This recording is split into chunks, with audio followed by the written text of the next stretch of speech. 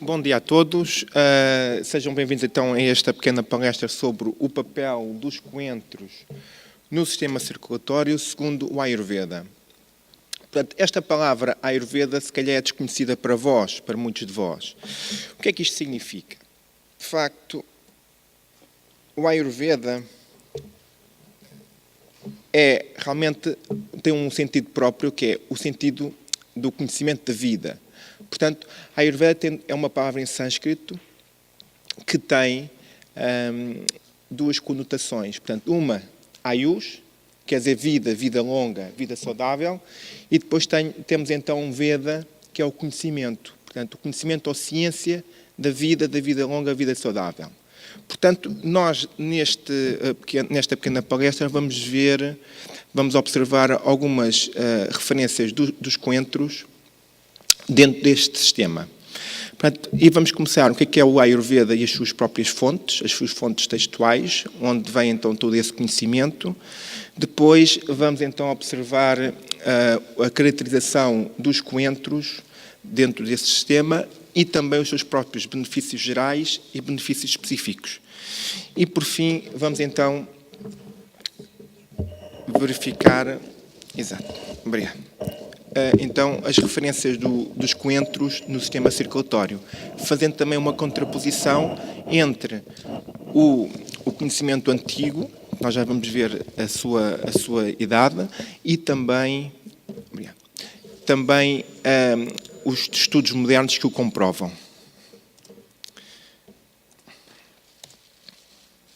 Bom, antes de mais, nós falámos então que o Ayurveda era o conhecimento da vida, portanto, e agora chega então uma questão, o que é realmente a vida?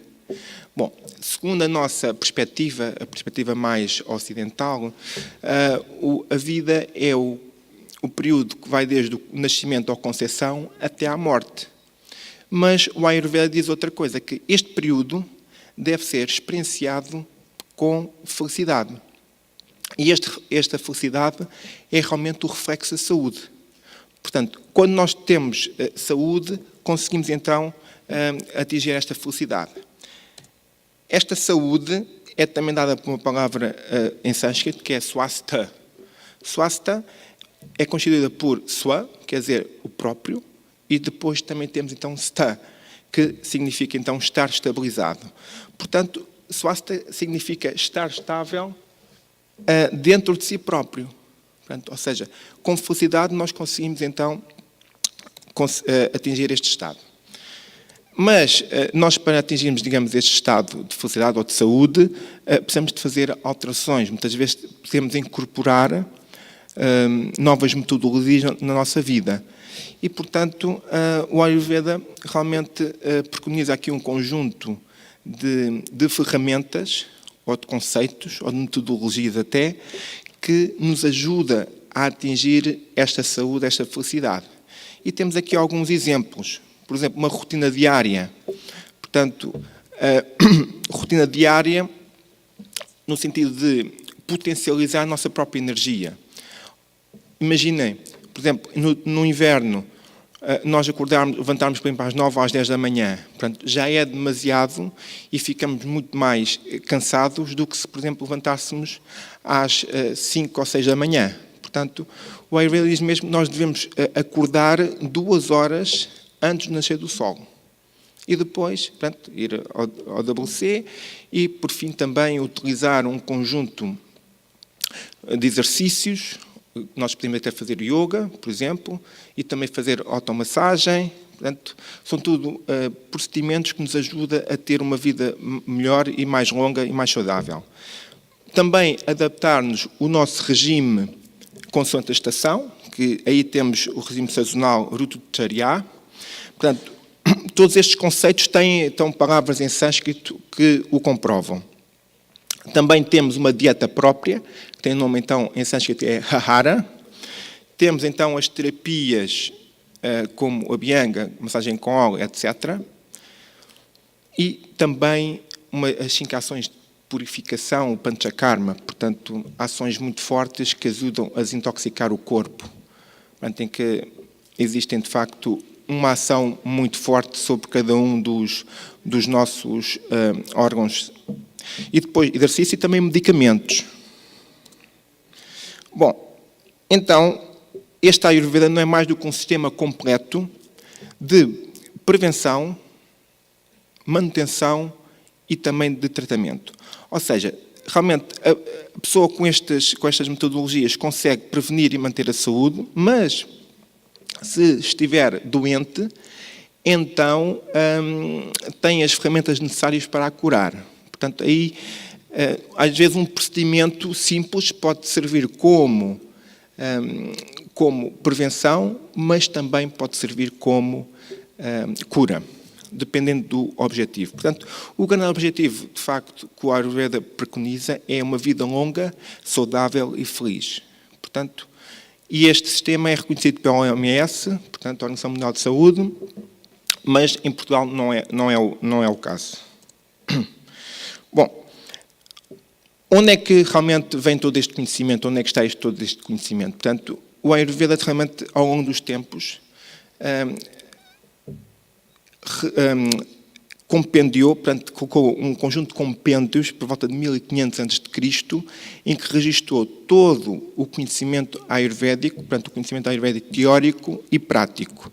Portanto, e dividiu, então, estes grandes tratados em grande trilogia, em que nós temos 3, portanto, Charaka Samhita, que é o primeiro de todos, por volta de 1500 ou antes, 1500 a.C. Depois temos o Shruta Samhita, que tem a ver com... Charaka tem a ver com conceitos de medicina interna, digamos, a grande especialidade dele. Depois, o Shruta tem a ver com anatomia e cirurgia. E depois temos a Ashtanga Hridaya, que tem, então, é uma síntese, a síntese de todo este conhecimento, ir buscar os trabalhos de Charaka, Sushruta e depois de 2 outros autores, Bela e Harita, que nós não conhecemos, e por fim também adições do seu próprio autor, que é Bhagavata. Portanto, temos aqui uma grande trilogia com todo este conhecimento ayurvédico. E depois também desta grande trilogia também derivou a chamada pequena trilogia, em que se fala em 3 grandes tratados também, que são Bhava Prakasha, que tem a ver com as plantas. Eu trouxe aqui, portanto, este é o Bhava Prakasha, portanto, que fala sobre as plantas. E depois também temos Madhava Nidana, que tem a ver com o diagnóstico das doenças.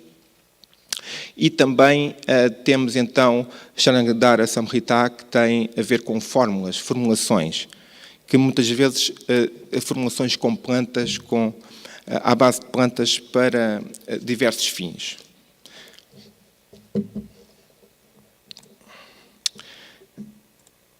Bom, o estudo das plantas, segundo o Ayurveda, tem algumas vertentes. Primeiro, para cada planta, tentamos encontrar o seu sabor, que é percepcionado pela língua. E o Ayurveda diz que existem 6 sabores. Portanto, temos o doce, o ácido, o salgado, o picante e também o amargo e o astringente. Portanto, são 6 sabores, segundo o Ayurveda. E depois temos também outro conceito, que é a vipaka, que é o efeito pós-digestivo, que é a mudança do sabor após a digestão, depois de estar em contacto com o fogo digestivo. E dá-nos, então, o doce, ácido e picante. Virya, a potência da planta, é principalmente quente ou fria. E depois a influência da planta, que é a prabhava, que muitas vezes não se consegue prever. Também refere qualidades, portanto, normalmente na base dos opostos, em que se fala se é quente, se é frio, se é rápido, se é lento, se é oleoso, se é seco, portanto, se é pesado, se é leve, etc. E, por fim, as próprias ações, que são baseadas nas próprias qualidades. Portanto, nós temos aqui um estudo sobre cada uma das plantas. Nós agora vamos ver para os coentros. Muitas vezes nós podemos pensar que, de facto, as plantas ayurvédicas são muito distantes das plantas portuguesas, mas tal não é verdade, porque, por exemplo, eu fiz um estudo em 2011, 2012, em que identifiquei cerca de 500 plantas portuguesas que existem no Ayurveda. Portanto, nós poderíamos então considerar que, de facto, podemos ser um dos países da Europa, ou se calhar o país com mais plantas portuguesas que existem no contexto ayurvédico. Portanto, o que torna-nos interessante, então, toda esta panóplia de plantas que existem cá em Portugal. Agora, passando então para os coentros, e vendo um pouco a sua caracterização, portanto, e esta caracterização aparece-nos naquele tratado que eu vos disse há pouco, que é o Bhavarapakasham.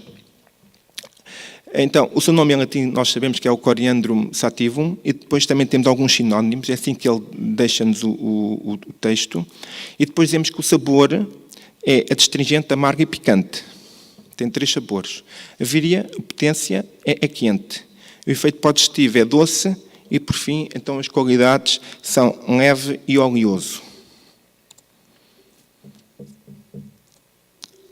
Alguns benefícios gerais, é isto que aparece nos textos clássicos, nos textos de 1500 a.C. Produz urina diurético, aumenta o fogo digestivo, antifebril, aumenta o sabor, absorve a água, pacifica os 3 doxas. As doxas, digamos que é um conceito ayurvédico, portanto, que tem a ver com as funções biológicas que regulam o nosso corpo e que, de facto, quando eles estão em desequilíbrio, então sobrevém a doença. Mas quando estão em equilíbrio, sobrevém a saúde. Mas quando estão em desequilíbrio, então dá origem à doença. Portanto, e nós temos 3, que é o Vata, que é constituído por ar e espaço. Depois temos Pitta, que é fogo e água. E, por fim, temos Kapha, que é, então, água e terra. Portanto, ele pacifica estes 3 doxas devido às suas próprias qualidades. Também pacifica a sede, sensações de ardor, vômito, dispneia, também tosse, emaciação e vermes intestinais. Portanto, são os benefícios gerais. E depois também temos alguns benefícios específicos. Reparem, suporta ao coração e é estimulante. Portanto, temos aqui 2 palavras em sânscrito que vêm nos textos e que depois vão ser, então, comprovadas por estudos modernos, portanto, Hrideya e Hridayata. Também limpa os canais, portanto, exodorizante, limpa a bexiga, reduz também um tipo de ingestão que é a amargina, normalmente com problemas de digestão sobrevém uma toxina que é a AMA, portanto, e depois, então, dá origem a este tipo de ingestão, que também tem a ver com bloqueios de canais. E, por fim, também anti-edema ou inchaço, também inflamação. Portanto, isso vem, então, em 4 tratados que eu depois vou referi-los no final. Quando nós temos, então, os coentros frescos, portanto, tem as mesmas propriedades dos coentros em semente, mas é doce no sabor e reduz especialmente, digamos, aquele doce que tem a ver com o fogo e a água, que é Pitta. Bom, também algumas aplicações, portanto, pode-se ver pasta de sementes, esmagando as sementes, adicionando um pouco de água, e é muito bom para inchaço e para dores. Ou então também utilizar as folhas dos coentros em doenças com inflamações causadas por aquele alimento Pitta, também inchaço dos gânglios linfáticos e também ericipelas. É isso que vem então nos tratados. Dentro do sistema circulatório, então, ele atua sobre o coração e sangue e também em problemas de circulação, nomeadamente inchaço nas pernas, também varizes, micção com ardor e também colesterol e diabetes. E agora vamos então realmente verificar que, de facto, o tratado antigo diz que, de facto, suporta ao coração e para a cardiovascular e estimulante, e depois temos 2 estudos modernos que o comprovam. Portanto, a mesma coisa para o inchaço. Portanto, o inchaço nas pernas, normalmente uma decocção, portanto, é uma redução. Imaginem que nós podemos colocar, por exemplo, uma colher de sementes num copo de água e depois levar ao lume e reduzir para metade, e este tipo de cocção, portanto, esta redução, é muito boa no inchaço nas pernas. Portanto, água de coentros e gengibre também é bom para a bexiga, e também infusão de coentros com açúcar, também limpa os canais. Isto vem também, além do tratado antigo, também vem em texto moderno, portanto, estudo científico. Também nas varizes, portanto, fazer uma pasta com coentros e cominhos, junta-se um pouco de água e depois de secar, lava-se. E também outra especialidade, portanto, é juntar o coentros com outras especiarias, neste caso, óleo de coentros, portanto, simplesmente processar um óleo de coentros, depois, ou então, também adicionar a este coentros carvinho e abrolhos, portanto, que é uma planta que nós temos cá em Portugal, que é o Tribulus terrestris. Portanto, estes 3, coentros, carvinho e abrolhos, também tonificam as veias. Portanto, nós temos então que fazer o óleo para que depois aplicar então nos sítios onde têm os problemas das varizes. Portanto, na micção com ardor, então temos uma decocção de coentros e cominhos com açúcar, e depois também podemos utilizar uma infusão quente com coentros e tribulus terrestres, que também é útil nas inflamações urinárias. Portanto, temos aqui algumas possibilidades.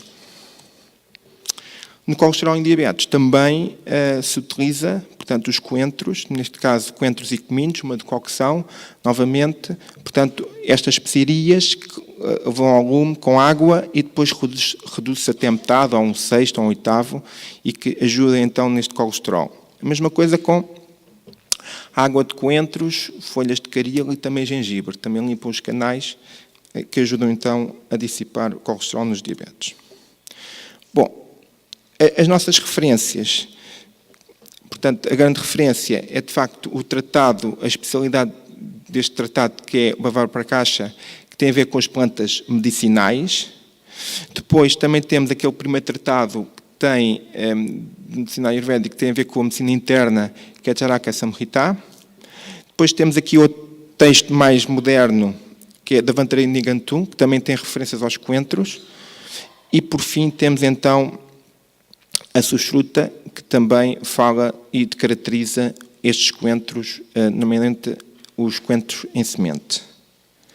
E os textos modernos, ou os artigos científicos, portanto, têm a ver então com o colesterol. Portanto, o primeiro, este faz então um trabalho sobre, utilizando mesmo ratos, portanto, e consegue encontrar evidências de que os coentros diminuem o colesterol, as sementes dos coentros. Depois também temos o segundo trabalho, que fala então das atividades diuréticas dos coentros, e que eles contrabalançaram com um diurético standard, que é o furosemide, e que de facto os coentros têm o mesmo efeito que esse químico. Depois também a questão das plaquetas, portanto, corações e plaquetas, normalmente um trabalho que se fez ao nível da trombose e que se chegou à conclusão que os coentros também eliminam, digamos, as plaquetas que iriam obstruir os canais que realmente levam o sangue até ao coração, utilizando então os coentros. E depois, também o último trabalho, temos então o efeito dos coentros como protetor cardio, dentro também ao nível utilizando ratos também. Bom, então foi aqui esta pequena apresentação sobre os coentros. Se tiverem alguma questão, disponham.